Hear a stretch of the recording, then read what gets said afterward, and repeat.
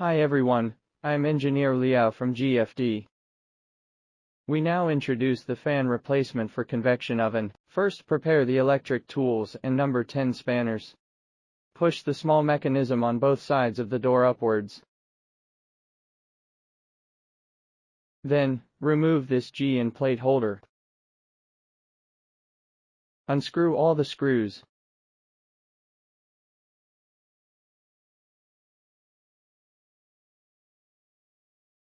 Remove the inner support plate.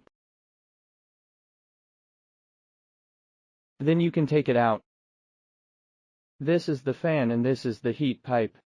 Then use a small spanner to remove the fan screws. The fan and motor are together.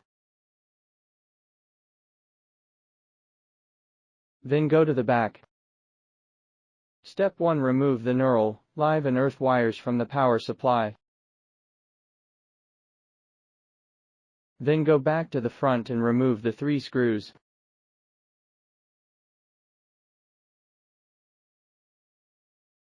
Then it can be removed. Thank you for watching this video.